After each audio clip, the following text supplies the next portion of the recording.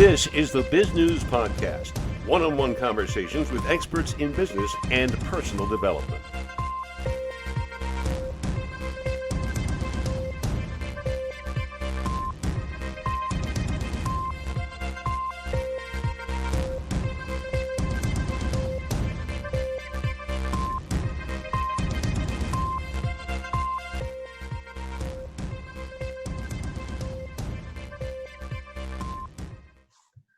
When it comes to diversity in business or other organizations, it was really a hot topic a few years back. In fact, I can remember spending time in El Paso, Texas, when I worked for a major broadcaster, and we had a table there at a convention where we recruited as many people as we could, most of whom, since that was a convention of Hispanic journalists, they were Hispanics for the most part. But after deregulation of broadcasting, that went away, never to come back. And so I am curious, you have written a book that may or may not be very valuable in this time of COVID and soon, we hope, post-COVID. And I'd like you to tell our listeners and viewers why it is you say what you are saying in it, because just the title of your book is provoking. Oh, thank you. I've always wanted to have a provoking title in my book, right? We can be those people whose books get burned. It's great. We go a little step further on that. My name is Michelle. Thank you so much for having me. It's interesting. When I wrote this book, I have spent many years talking about diversity, working with diversity, and I realized that as I'm doing this, what people need is just like a handbook. They want to know what they're supposed to do, how they're supposed to figure this out, what steps should they take. You know, you tell folks, okay, you really need to talk about race at work. You need to create an equitable workplace. You need to promote more, women and minorities into positions of power, right? And they look at you and they say, oh, that all sounds great, but how do I do that? And that is what this book is for. So the first half of the book, I spent a lot of time talking about how we used to talk about diversity and inclusion. You just make the business case, or you just talk about how everyone has bias, and that's fine. And then the second half of the book, I really try to give you the new rules, as I call them, the new rules for equity. What is it that I really want companies and leaders to do to really create a workplace where that's fair, the playing field is even, and everyone who comes in has an equal chance of success? I don't think anybody in their right mind would disagree with those goals at all. But I know a lot of business people who are timid, maybe even afraid to try and go down that road for fear of tripping a switch that will cause them untold legal grief. Yeah. Talk about that. I keep on telling people I was a lawyer. I am a lawyer. I still play bar dues. When you think about the legality of what you're doing, I always suggest, and I'm married to general counsel, that you talk to your lawyer and trying to figure out what are the actions that you can take. I will tell you, every single lawyer will always be cautious. Every lawyer will always be, well, we don't want to do that because we are worried about affecting the law. So think about that. I don't think that's not an easy concern to have. So please remember that. At the same time, this isn't just about what is the bare legal minimum that I can do to make sure I'm not reprimanded, right? We are talking about not just when it comes to recruiting and hiring, promoting, how are you actually creating an environment that is inclusive to all of your employees? Are you looking at your culture and saying, when I think about how I deliver feedback, when I think about how I staff teams, how I share work, is that work that I am doing as a leader, because this book is really written to people who are going to be leaders and who are leaders, am I doing it in a way that recognizes and values difference? And that question is one you don't need to run by your lawyer. What are you doing as a leader? Do you see people on your team leaving? Are they feeling fulfilled? Are they doing their best work? And if you want to hire diversity, that's awesome. But if they're going to leave, then what exactly did you do in the first place? How can we change the workplace to not just hire diversity, but to ensure that people who are marginalized feel like they can stay and succeed? Title of your book says authentic diversity. Diversity is diversity, is it not? Yeah, diversity, I talk about diversity all the time. Diversity is all the way people are different, right? All the differences people have. But then you go up to inclusion, which is how are those differences allowed to matter here? And then equity is all about how do you ensure that those barriers to that inclusion do not exist? The challenge with diversity is that, you tell people, oh yeah, we would love to hire diversity, let you be different, that's great. but then we bring them into our workplaces and then we expect them to assimilate to succeed, right? And I'm not talking about like standards of professionalism. I'm talking about if you don't communicate this particular way or speak this particular way, that there is only one way of doing work. And I'm going to be frank, that one way of doing work was never designed with someone like me in mind. It was designed when I wasn't even allowed in the room. And if we are still doing work the way we did 100 years ago, then we need to change it because, again, you are losing people. So when I say authentic diversity, I'm saying that if you want to hire diverse people, let them be diverse. Let them use those differences to succeed because that's why you hired them in the first place. It expands the world of one's business when you do that. Exactly. You know, it really does. It makes, I think about one of the things I talk about in my book is about your customer base and your client base and how that continually expands. And then I also want you to think about when one of your people makes a mistake, when they say the wrong thing, and everyone's so worried about saying the wrong thing or doing the wrong thing right now. But when it happens, do you actually have systems and structures in place that prevent it from happening? When you have a problematic product on your shelves, right? Who was in your team who designed that product?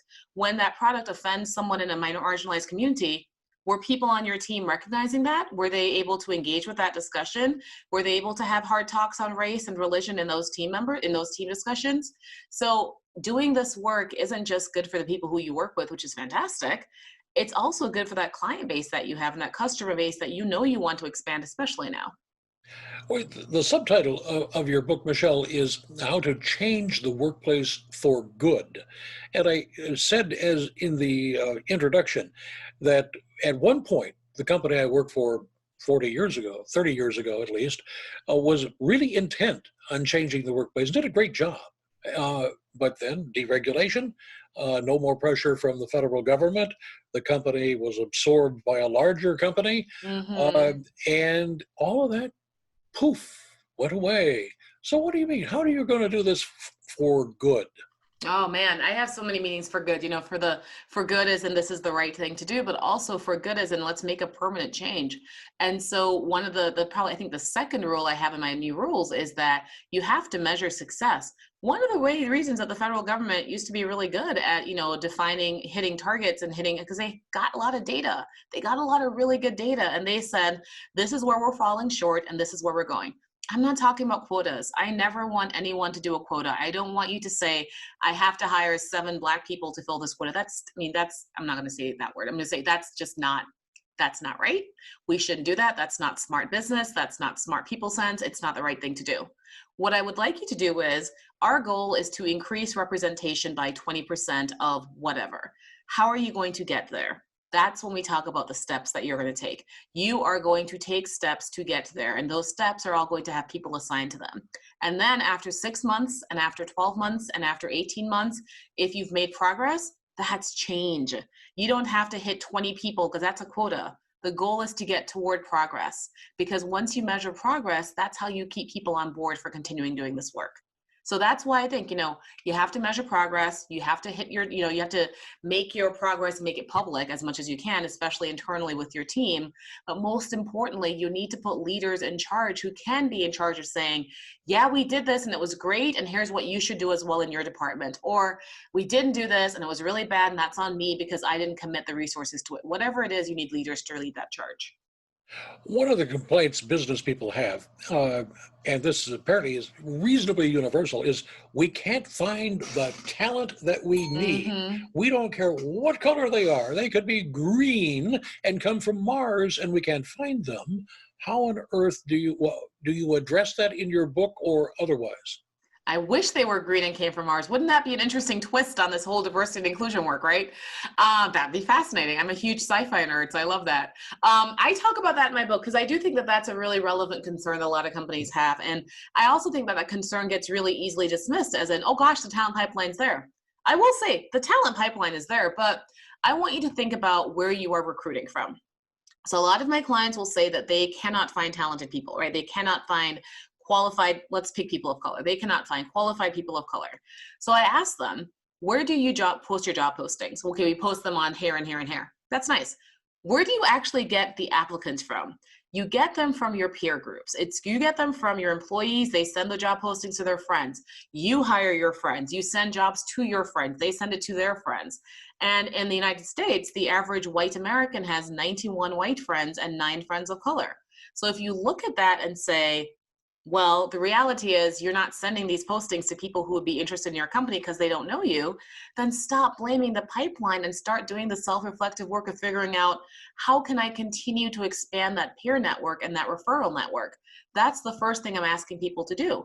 And then the second thing is, you got to look at where you're recruiting from, right? If everyone tells me I go to these 6 Big Ten schools, and those are the only schools I recruit from, and I can't find any minority candidates in those 6 Big Ten schools, I'm going to say a couple things. Not only do you just recruit at those 6 Big Ten schools and you can do better, but you probably are only recruiting based on a certain group in those 6 Big Ten schools. So whether it is through whatever career services group you have or whatever engineering department that you have, you've already limited your pool, right? Are you working with the different affinity groups? Are you talking with professors and deans to figure out where is it that our students of color are when I want to talk to them, when I want to reach them? What events should I be hosting? It really requires a lot more intentionality than saying, my recruiter can't send me anyone. Your recruiter can't send you anyone because, again, their peer network is not particularly diverse. So really, really want clients to think about, when you're doing this work, all the companies, to really think about how are you being intentional with where you're recruiting from, both at the entry level and at the manager level. Is all of this to be left to that nice lady down the hall who has the title of HR director? HR. That nice lady down the hall is so overburdened and so overworked. And I wish that nice lady down the hall was being listened to by the people in the C-suite, because I want the people in the C-suite, and those are predominantly white men in this country, I would like them to do the work too. And it's not just that the nice lady down the hall, right? It's also the work often gets devolved, especially when it comes to people of color. It gets devolved to them, and they have to do this work in addition to all their other work that they have to do to progress in their companies. So what I really would like is for everyone to do this work. If you would like to hire more diverse talent for your team, if you are the manager of that team, where are you looking for that diverse talent as a manager? What are you doing? If you are trying to say that, you aren't getting qualified Black candidates to get to promotion positions, then you as a leader need to look at, what is it that those Black candidates and those Black employees in your company, what skills are they not having, right? If you just leave it to HR, gosh, they're great, but they're not involved in the day-to-day work that shows, what is the actual work that someone needs to do to succeed here? What are the people, who are the people they should be working with? What are the networks that they should be involved in? And that is why you as a leader, whatever team or department that you are leading, needs to be the one that leads that effort. What obligation does the average business or organization manager have to balance out their staff to reflect their community's diversity, when they might say candidate A, who is white, comes in at 85 on the scale of whatever they measure, and candidate B, who is green, comes in at 83.2. Mm-hmm. Should they take that green guy as opposed to what I find interesting about that question, that hypothetical, is that you're assuming that's how people hire people. They don't. They hire people because they're the right fit. They hire them because they liked getting coffee with them. They hired them because they said a joke that made it really funny. They hire people who are in their in-group.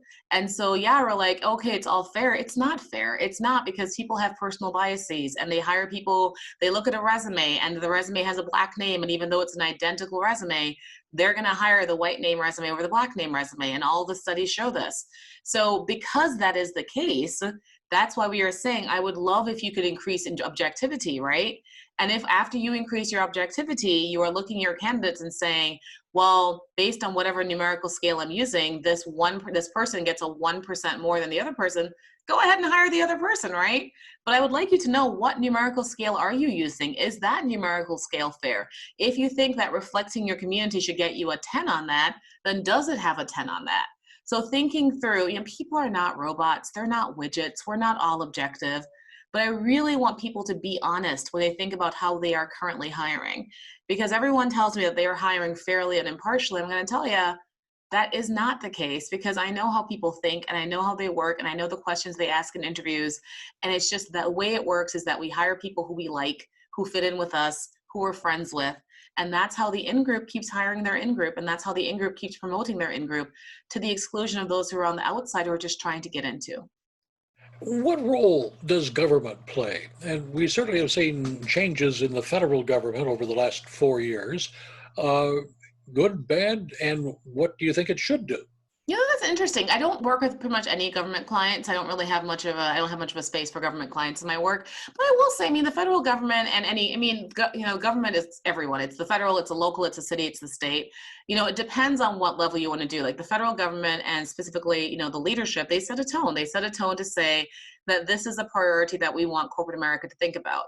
When we are having this long conversation on race that we are having leadership qualified to have a discussion on race in America, having leadership able to engage with these kinds of questions that we're talking about, right? The hard questions, where you ask me a hard question and I respond to it, and you ask me a follow-up question and I listen to your answer and I listen to your concerns and we're having a dialogue about it.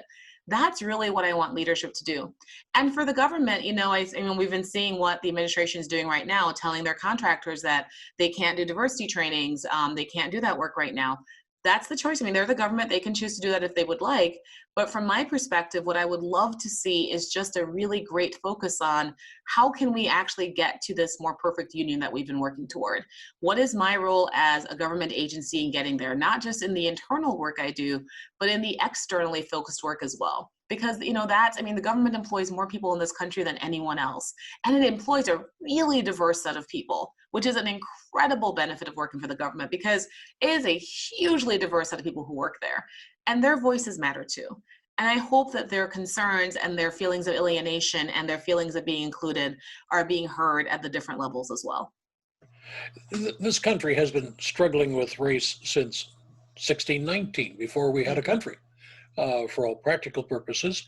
And some days it seems like we are no further along than we were in 1866, for example. Where do you think we are in reaching that level playing field for all? Gosh, you know, I mean, there's 300 million people in this country.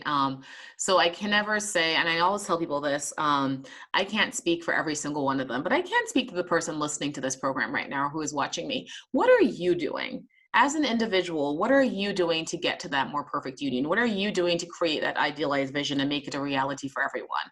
Because whenever anyone asks me, do I see this moment in our country's history? Do I see it turning into a movement? Do I see it going? I say the only way I'll keep doing that is if someone like you takes the lead. Are you checking your kids' books and seeing what they're reading? Are you looking at the shows that your kids are watching and making sure that they're diverse creators and diverse stars? Are you having your hard conversations with your coworkers and your colleagues? Are you talking to your parents and your in-laws about politics and race? What are you doing to listen to people who disagree with you? And then moving away from the interpersonal, what are you doing about systems? How are you changing systems? What are you talking about looking at legislation? Are you looking at policies? Are you looking at systems in your own company? The only people who can make this a movement are the people who are listening to this right now. Your job as an individual is to do this work and hold yourself accountable, and then hold the people who you directly interact with accountable, and to have them change the systems for good. One of the things we normally do with these interviews, and for some reason we didn't with this one, is we start off by having you tell our audience about yourself and how you got to this point. I suppose we'd better do that now before it's too late. I mean, we could. The reason, Doug's being really nice, the reason we didn't do that is because Michelle had paint in her hair, and so she had to figure out how to deal with that, which is why I'm wearing this lovely winter hat right now as an accessory. I am Michelle. I think we've covered that already. I founded Inclusion Nation because I wanted to change the dialogue when it comes to diversity and inclusion. I want us to have those harder conversations, but I wanted to facilitate them. It's easy to say you should have real conversations about race and bias and inequity, but it's really hard when you don't feel equipped to do that. So that's the first thing. And the second reason I do this work is because I really want companies to look at their systems and say, why have they only worked for some of us and why have they not worked for all of us? And then do the work to get them to work for all of us. So I used to travel around the country and do this. I pretty much do everything from right here in my office via Zoom right now. But it is glorious work and it is great work. And if there's anyone out there listening who wants to start their own company or start doing work like this, it really is going to be rewarding and it will change your life. So now tell our audience where they can get more information. You must have a website, I would bet. I do have a website. Also, I forgot to mention this thing sitting right next to me. I wrote a book. I think I did mention it several times. But if you want to buy my book, Authentic Diversity, you can buy it literally anywhere. You can also visit me at michellesilverthorn.com. That's my website. And you can find me at InWithMichelle on Instagram and Facebook and Twitter. And please reach out. Please keep in touch. I love talking with people, and I'm always happy to talk to anyone. You've been watching the Bizgnus podcast. We welcome your input. Send your email to editor@bizgnus.com. Thanks for watching.